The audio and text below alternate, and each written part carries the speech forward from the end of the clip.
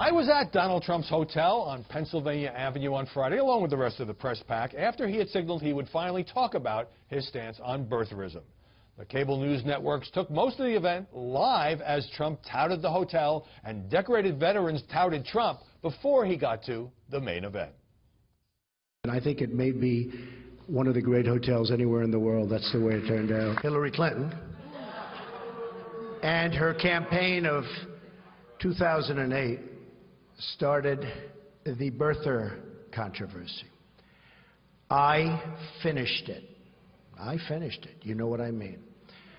President Barack Obama was born in the United States, period. And he walked off without taking questions. Joining us now, Kelly Riddell, Deputy Opinion Editor of The Washington Times. Erin McPike, a political analyst and television commentator. And Joe Trippi, the Democratic strategist and Fox News contributor. Erin, the journalists there were really angry. Some of them were standing on chairs and shouting questions at Trump as he walked away.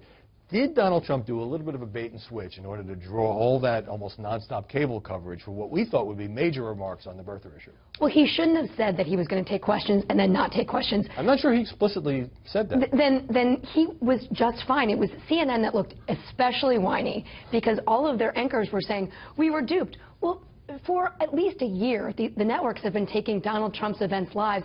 They could have decided to go into that event when Donald Trump started speaking about the birther comments. They didn't have to take that whole event live. The other thing I would point out is Donald Trump has been smeared through the press for being the king of tax breaks, for all kinds of other problems he's had with his hotel chains. Here he had an opportunity with 2 months left to go before Election Day to remind everyone of the success that he's had and why people like him in the first place.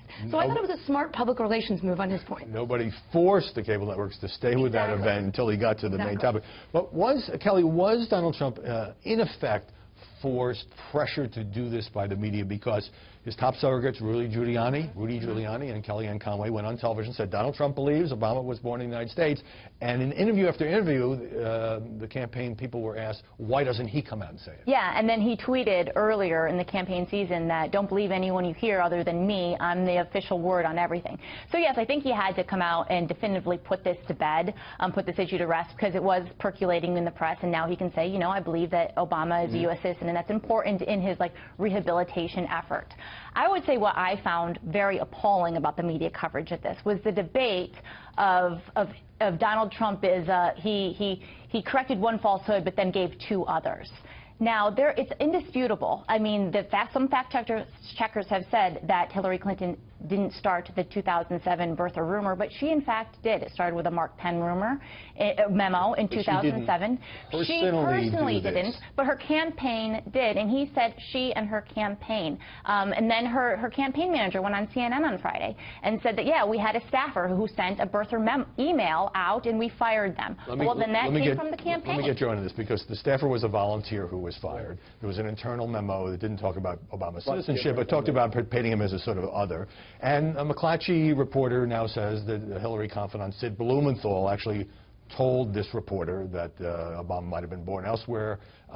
Sid Blumenthal denies that. So is the press trying to hold Donald Trump accountable for making this charge against Hillary Clinton herself in the same 2 sentences that he's saying, I now accept that Obama's in America? Yeah, they are. I mean, first of all, let's go back to the original thing.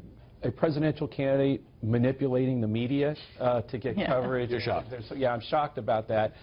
So I agree about, you know, that they got duped into it, but then they went with it and stayed with it. On this issue, though, look, there were volunteer in the Clinton campaign spread something, or somebody who's not running for president. This is a guy who ran for is running for president, and the reason he got the nomination, a big piece of it, was him playing to the birther movement and the coverage he got about that.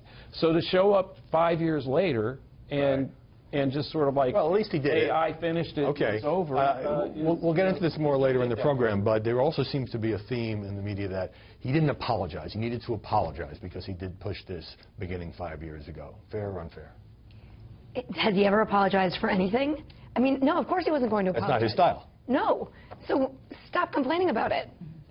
What did you think in my interview with him, as he talked about the disgustingly dishonest media, that he is saying in advance that the debate moderators will all be unfair? Is that not a little preemptive strike on the refs? Well, I think that was started earlier with the Matt Lauer interview, when Hillary Clinton started fundraising off of the fact that Matt Lauer was so unfair to her in that. And then all of her surrogates went on TV and said Matt Lauer he did not hit Donald Trump like he needed to. He didn't fact check on the spot. Right. And that was signaling to Lester Holt, to Chris Wallace, to the moderators that you better go after Donald Trump, and you better perhaps lay off of Hillary Clinton, or we're going to question your credibility. But that assumes that these are not journalists who can withstand any kind of pressure, and they're not going to do a good job. I will withhold judgment until we actually see these debates. Let me know what